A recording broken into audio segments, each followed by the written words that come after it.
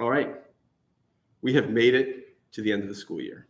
I know finals are coming, but we've made it to the end of the school year. This one was perhaps not quite as emotionally draining as last year, certainly not interrupted in the same way by terror, but without a doubt, there were its own difficulties. And even if it hadn't, we should always celebrate completing something. That's good.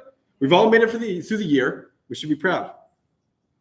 I've thought a lot about what it means to be a Jew, especially in the United States and especially in 2025. I think just sort of taking stock of the situation, it's harder than ever to find unanimity among the American Jewish population on any topic at all. We don't agree about Israel. We don't agree about who should be part of a service. I don't think we agree that ice cream is good. And even among this discord, there is friendship. There is amity. There is gathering. 6 days ago, we gathered in that room next door for our Seder. Just as I'm sure a lot of your families did, or you did with your families, as Jews did around the world, as Jews have done for millennia. We sang, we ate. It's your last song. I'll let it go. We recited the blessings. We all rejoiced in the Israelites' freedom, and we remembered the trauma of slavery. For me, thinking about it, Passover is the quintessential Jewish holiday. Think about it. Evil leader bent on destroying the Jews? Check. Salvation through God coming in and working miracles? Check. Festive meal with interesting food? Definite check. I think that most of us would acknowledge that the Seder is the single meal every year that is the most recognizable. Yes, we all gather for breakfast and we gather for Rosh Hashanah, but the Seder is the one meal. And to me, of course, this says a lot about how we practice Judaism. Everyone's Seder is different. The way everyone's practice of Judaism is different. I learned on Saturday night that many people have the custom of pouring wine for each other, for not pouring your own wine. And everyone, okay, Hannah had also never heard of it. That's good. I had never heard of it. I think it's beautiful and meaningful, but I pour my own grape juice and my own wine. But I like the fact that I'm continuing even though this was my, I think, 40th Seder, I am excited to continue learning new customs. Maybe I'll do that next year. But I do want to take a moment and speak directly to the few of you in this room who are leaving us at the end of this year. Now, you're never gone. You're always welcome back. But regardless of if you've made Hillel part of your life for the last 4 or 5 years, or if you only just begun coming, you're soon going to have to make your own religious decisions. You're going to have to decide, this is what it means to me to be a Jew. Maybe in college I've become more religious. Maybe in college I've become less. You're going to have to decide what elements of Judaism speak to you and what do not.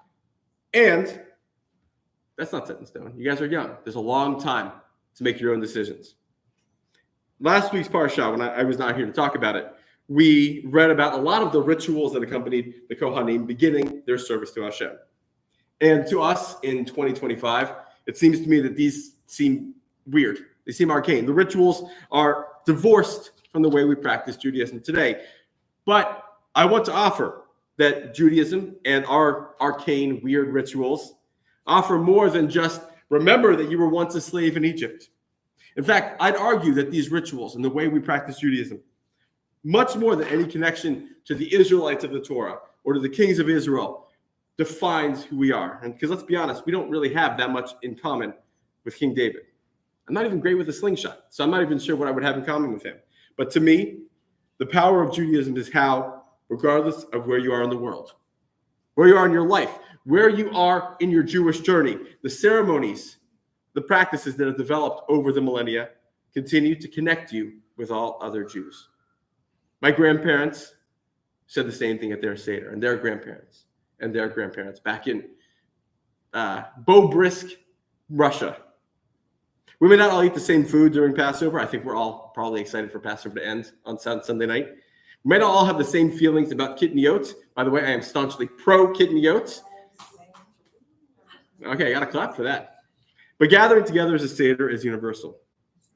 I've told this story before, I'm sure, over the last 2 years, but whenever my dad and I are at synagogue together, we get to Aleinu, which we'll get to in a few minutes. We look over at each other. We try to fake each other out and bow at the wrong time. We think it's funny. It doesn't work because we know the prayer, but it only relies on the shared knowledge that you bow at Aleinu. The ritual of bowing at Aleinu. We maybe not understand why we do it, but as we'll see in about 12 minutes, you'll see we all do it. There is significant value in these rituals, but there's power in variation.